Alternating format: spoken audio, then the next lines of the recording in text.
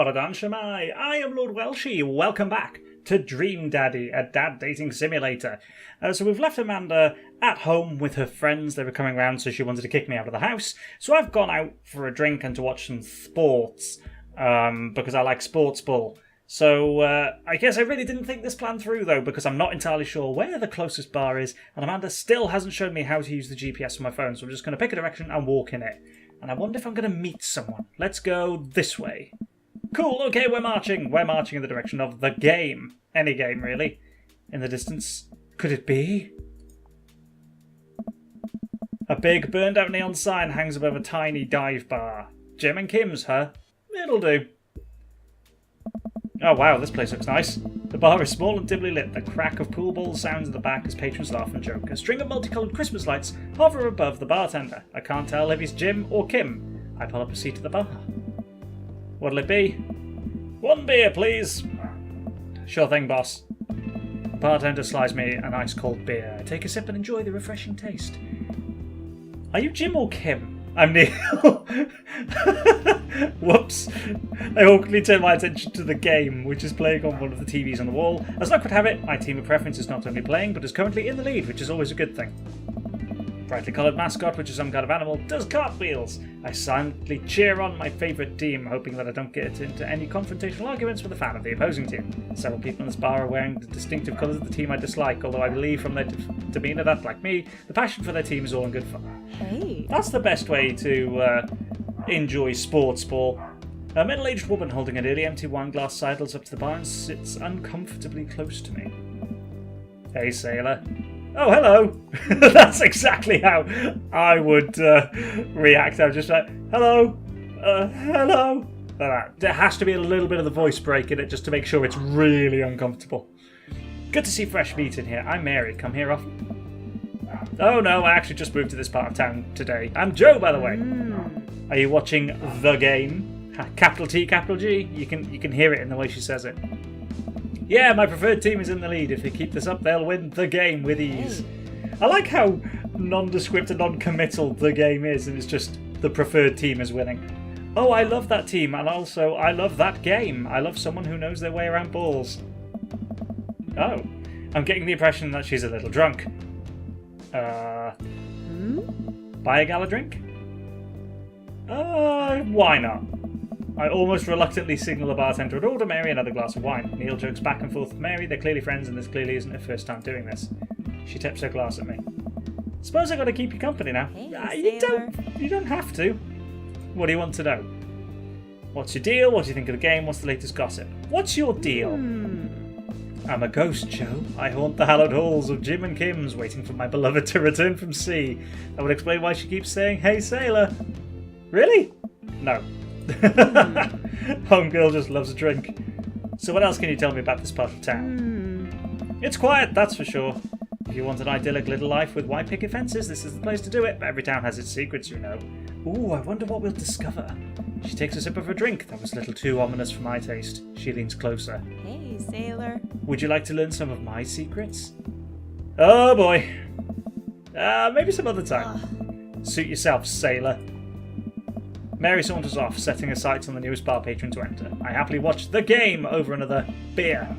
I prefer cider to beer, like alcoholic cider. I'm not talking the non-alcoholic American variety of cider, although I know you can get hard cider, as it's called. But, you know, proper alcoholic cider is really, really nice. If you get a really good one, sometimes it can be too sweet. Anyway, getting back on track. The game has gotten close in terms of points, a little too close than what I'm comfortable with. After a particularly skilled player scores a number of points for the other team, putting them in the lead, I hear an affirmative grunt from another man at the bar. Go team. It's the brooding man from the coffee spoon! Sup, dude? He sits alone, sipping whiskey and watching the game as well. Enjoying the game? I am now that we're winning. Oh, we must be rooting for different teams. In my opinion, my team is far superior. I have to disagree with that. Based upon our win-loss record, I'd say that my team is superior. That's where you're wrong, since as it stands right now, my team is beating yours. The conversation ends there and we both go back to silently rooting for our respective teams. The game is close, with both sides playing their hardest to win, but in the end my team prevails. Woo! Yes, my team! We won the game! We win the sports ball! Quiet cheers ripple throughout the bar. Actually, I don't know if it was ever specified this is a game that involves sports ball. Wait, no, yes, because Mary said she likes a man who knows a way around balls. I raise a respectful glass at the man drinking whiskey. He raises his in response. An unspoken truce is formed between us based on mutual love for the game. He motions for the bartender, who pours 2 glasses of whiskey. The man slides one over to me. The name's Robert. Hi, Robert! Thanks, I'm Joe. Oh. You must be new here. Was that Dan Avidan? Mary already hit on you? Yeah. Mm-hmm. It is. Oh, I thought I'd picked, but I found Dan Avidan. Huh. Robert chuckles. She's a peach. Well, you picked the best bar in town. As slimy as it is, you'll never find a better spot than Jim and Kim's. Is there actually a Jim or Kim that runs this place? No. That'd be Neil. So why is it called Jim and Kim's? Neil waves from across the bar. Good guy. Good guy, Neil. Not enough Neils in this world. Okay. You a whiskey fella or a beer fella?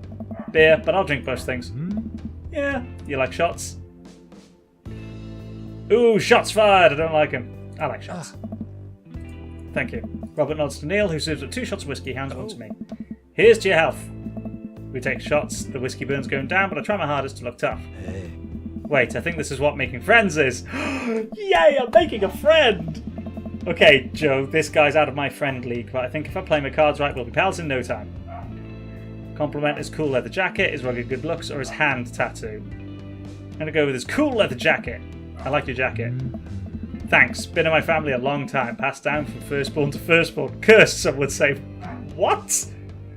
Really? Man, this guy is mysterious and cool. I wonder if you can pick up or hear my dog on the microphone. Yep, there she goes. I don't know if the microphone's probably picking that up, but that's fine. It just lets me know that she's having fun downstairs somewhere, probably. This guy's mysterious and cool, and I hope he likes puppies, because I've got one. Way cooler than I am, at least. Robert signals to the bartender for another round. I'm going to get drunk.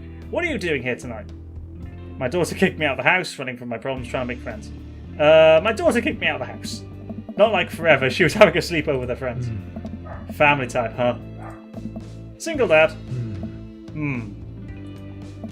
He gets up. Be right back. Got to powder my nose. Okay. Never seen Robert this talkative. He must like you. I guess so. I gotta admit that Robert has gruff charm to him. If a guy like that thinks I'm cool, then I really must be. Robert comes back from the bathroom and grabs his leather jacket. I'm gonna go home. You heading my way? Probably. I don't really know this town very well, so I'm guessing he might live near the cul-de-sac I live on, because that's apparently where they all seem to live, in that kind of area. Robert and I leave the bar and find ourselves walking in the same direction. I live in this cul-de-sac down the way. Called it! Does everybody live there? Yes, they do. It's one of those weird coincidences where everyone you meet lives in the same place. Me too. We just finished unpacking today.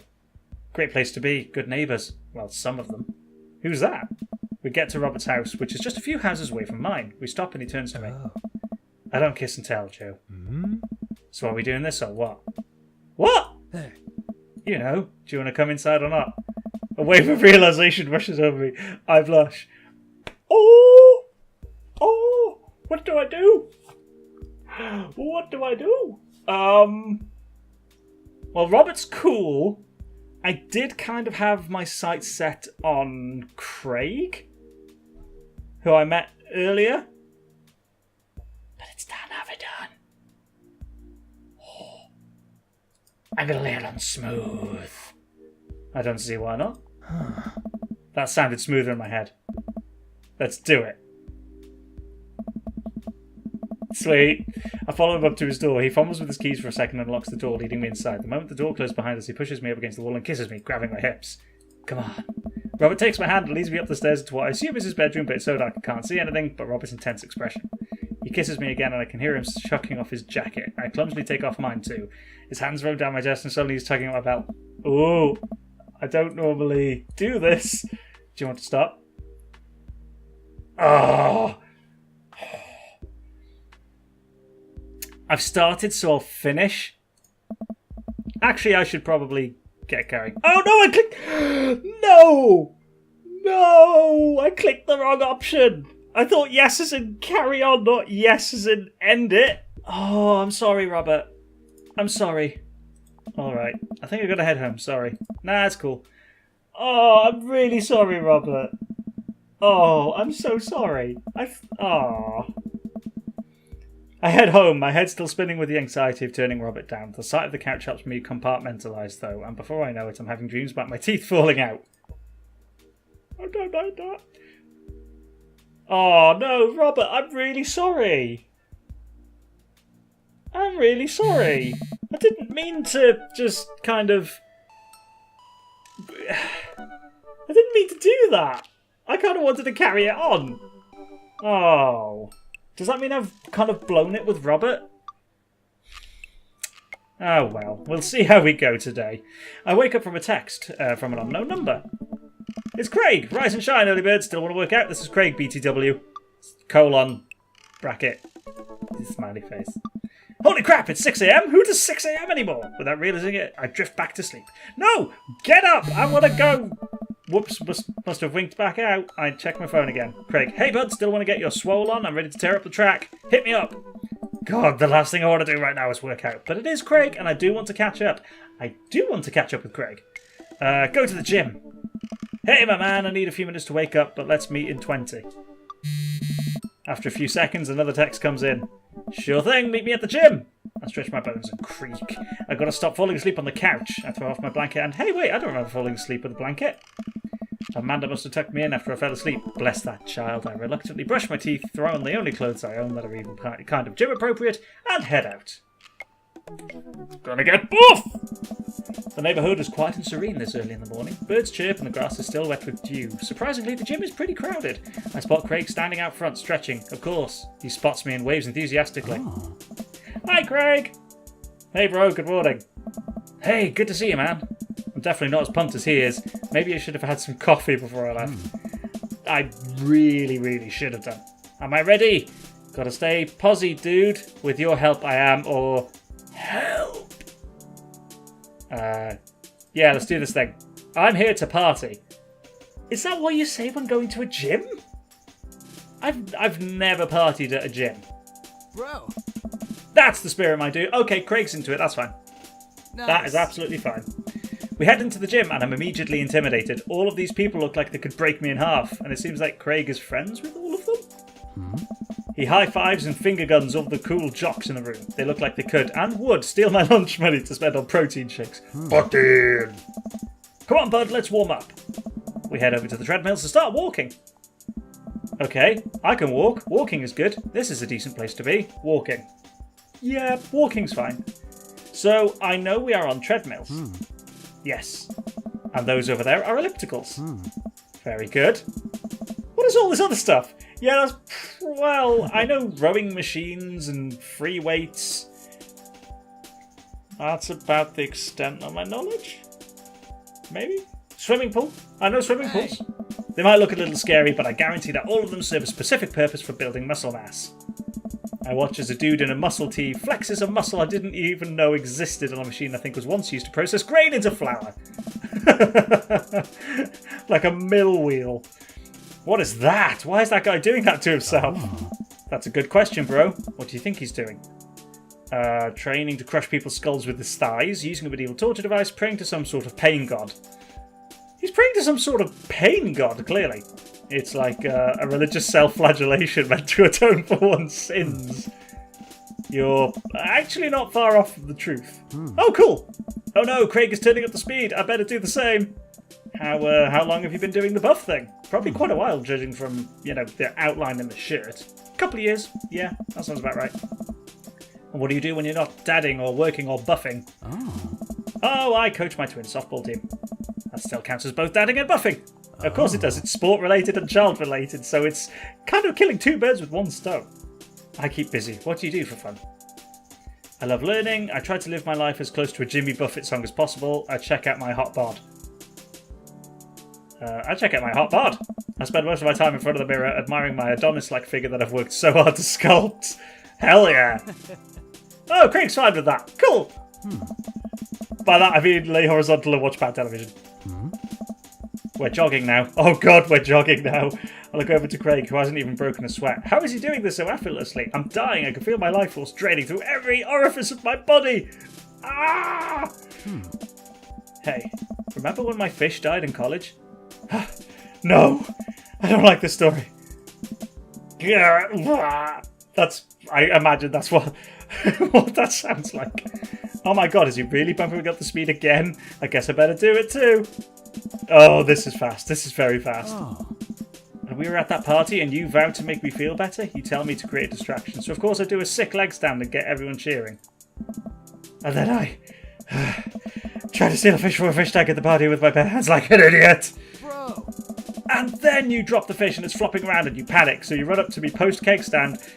Oh, I said leg stand. It was a keg stand. What the hell? Anyway, post-keg stand with a dying, dirty fish in your hands that you scooped off the ground and you're yelling at me that we have to leave. Hey!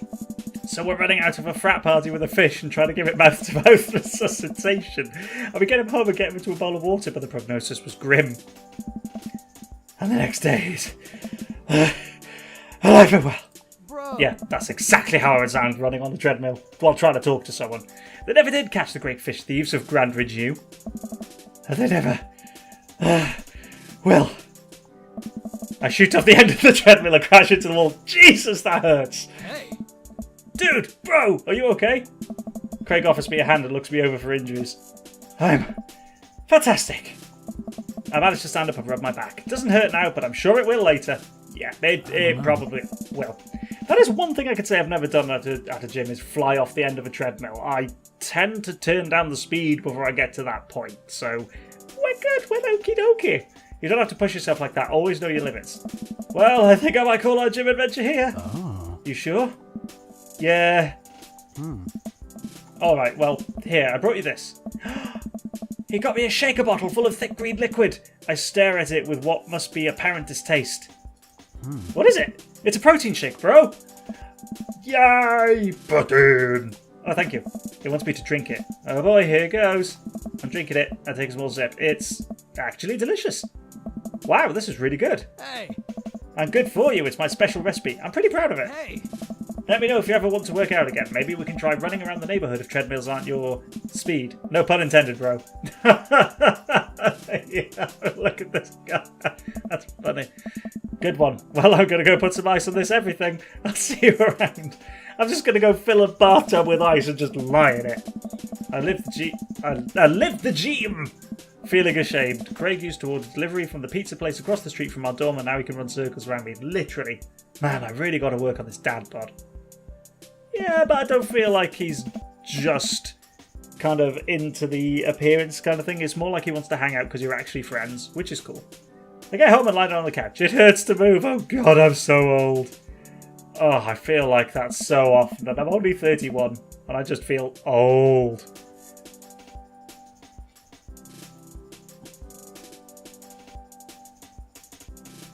Oh no, I must have fallen asleep. What time is it? Shoot, it's 3:55 and supposed to be at Amanda's school in 5 minutes. I frantically put on some clean clothes, apply a generous amount of deodorant to run out the door. That's the second run I'll have taken today. Dad tip 77, don't smoke. I like it. I arrive at Amanda's school and check in at the front desk. They give me a bright orange visitor sticker and send me on my way. I'm barely awake and feeling pretty haggard, but hopefully nobody will notice. Everyone will notice. I check my watch and I'm relieved to see that I'm only 2 minutes late. Wait, was it room 103 or 108? I spot a youth standing at his locker and approach him for help. Excuse me, do you know where Mr. Vega's classroom is? The youth turns around and looks me up and down with heavily lined eyes. Ugh. Come on, kid, I'm late for a meeting. Mr. Who? Mr. Vega. I don't know, have you tried the exit? Okay, wise guy, you gonna help me or not? Fine, up those stairs and to the left, can't miss him. I head up the stairs and walk around, unable to find Mr. Vega's class anyway. After a couple of minutes of searching, I head back downstairs. That punk youth sent me on a wild goose chase. I get back to where that low-rent Gerard Way is standing, fully ready to give him a piece of my mind when suddenly a head pops out of the classroom next to his locker. Hugo. Lucian, you don't have a third period to get to? Fine, Mr. Vega. Wow. Now I'm officially 10 minutes late. I glare at him as he walks away. We're not cool. Oh. You must be Joe. This period's almost over. Would you mind waiting in the back? Oh. Mr. Vega leads me in and I take a seat at one of the comically small students' desks in the back. I might get stuck in this.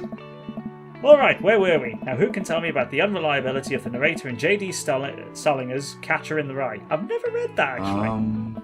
Yes, Colin? Colin stands up and does the thing where he blows into the crook of his elbow to make a fart noise. The whole class erupts in laughter. Alright, everybody. Very funny, Colin. Please sit down. Now, Holden Caulfield is an unreliable narrator in the sense that the bell for the end of the period rings, all of the students immediately get up and make a break for the door. Sweet Manchego. Sweet Manchego! Remember to do the reading and answer the response questions on page 194 in your textbook. Nobody's listening. Oh. They've just vanished. Oh, no, I guess. Mr. Vega turns to me in size. Middle schoolers, right?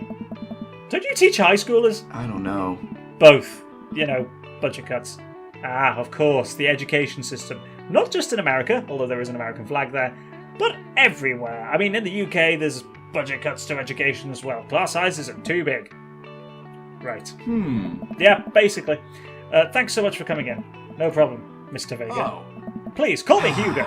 I don't normally do these impromptu parent-teacher meetings, but as I'm sure you know, Amanda's a very bright student and I'm concerned about her recent behaviour. Oh, why? What's happening? Amanda has never been the most engaged student, but I know she cares. Recently, though, she's been falling behind. She's not completing assignments, has been doing rather poorly on tests. I'd normally chalk this up to senioritis, but... This is strange. I thought Amanda always shared everything with me. It hadn't even crossed my mind that something might be wrong. Oh, what's up with my daughter? I just wanted to ask, is everything okay at home? We just moved. She's fine. She has we just moved. Well, we just moved recently, but it was only to the other side of town, and Amanda was more excited about it than I was. See if you can talk to her about it. I know she values you a great deal and would appreciate your guidance if she keeps heading down this road. I know how important art school is to her, and I would hate to see her miss out on scholarship money that she clearly deserves. I'll make sure to talk to Amanda. Yeah, I need to know what's going on with her. Anytime. I might have stopped thinking for a moment. I turn to Hugo. Hey, Hugo? Yeah? Did you ever catch that rye? Oh, God. I've not read it, but I know that's not what it is about. Yes. Oh, or is it? I haven't read it. Am I wrong? I don't know. I'm going to look this up. I really don't care. I'm just looking at this. I don't really care about Catcher in the Rye. It's only got a 3.5 on Goodreads anyway. I leave the classroom and make my way out of the school. I'm still a little bit in shock that Amanda was able to hide this so well from me. She's always been such a force for positivity in my life, especially after we lost her mother. Amanda must be done with classes for the day by now. I'm sure she would appreciate a ride home, and maybe I can talk to her about what's going on. I pull up to the carpool and Amanda hops in the passenger seat. So, did you have fun gossiping about me? Mr. Vega and I actually just gossiped about our celebrity crushes. Mine's Jensen Ackles. And Dan Avidan. So you talked about Mario Batali the whole time? It was a very productive meeting. We're going to go grab some dinner from the looks of it. Sure thing. We can make something at home. Let's go to the mall food court. Why not? Let's go out somewhere. Let's explore a bit more. Yeah, sure. Why the mall? Geez, can't a dad take his daughter to the mall? Will you buy me things? I'm buying you food. I will buy you a thing. Singular. Sounds like a deal to me. Yeah, I'm buying you a food. A food. We drive in silence for a short while. Amanda plays a game on her phone. I should say something. You know, sometimes when a kid gets older, they find that they have to keep things hidden from their parents. And that's okay, because sometimes that's what kids do. And that's okay, but also sometimes it's good to have the parents' perspective, because, you know, maybe the parents have also dealt with similar situations. Very true. And maybe they're a little cooler than you give them credit for. Anyway, what I'm trying to say is that it's good to share. Love you. Have you been reading my tweets? Yes. Wait, no, what? You have a Twitter? What? Never mind. Look, sweetie, Mr. Vega said you haven't been participating in class and you're not turning things in. Oh, I'm fine, Pops. Senioritis and all that. I'm not sure I believe you. I thought you liked Mr. Vega's class. It's fine. He's fine. We pull up to a stoplight and I, Amanda. She's still texting. I want you to know that you can talk to me about anything. I'm losing her. She doesn't want me knowing about it. That's frustrating. I heard Emma R's going to that fancy art school in California. That's exciting. Yep. Are you bummed that you guys aren't going to the same school? Yep. Amanda keeps texting. She stifles a laugh. What's so funny? It's, I don't think you get it. Okay. Who are you texting, Amanda? Who are you texting? Joe. Me and Joe so in sync. We're so in sync. Noah. Who's Noah? My friend. Does he go to your school? Yep. Do you like Noah? Huh? What? No. Dad. Ugh. I can't believe you would. Ugh. Dad. I mean, jeez. Why would you? Ugh. Gross. Sorry, just asking. He's just my friend. Guys and girls can be friends. He's my friend. I'm still suspicious, but okay. Jeez. This is going well. Well, good talk. Love you, kiddo. She leans forward and turns up the radio. I guess that conversation is over. To the mall, then. Onwards to the mall! Start building credit as early as possible. Sound advice. I think that's a pretty good place to stop for now. So we've spoken to Mr. Vega, we went to the gym with Craig, and we got to meet Robert, and I unfortunately kind of turned him down at the last second, which I really didn't mean to do, but I did anyway. However, I shall learn from that going forward and ensure that Joe kind of embraces the opportunities that life presents him. So, yes, this is going well. Quite enjoying this still. I love the art style, I love the voice acting, as well, what's there of it. It's just kind of fun and kind of sweet. It's really nice, I like it. Anyway, thank you guys so much for joining me on this one. If you liked it, hit that like button down below. As always, I'll catch you in the next video. Bye-bye! I hit the microphone. Oops. Stop it.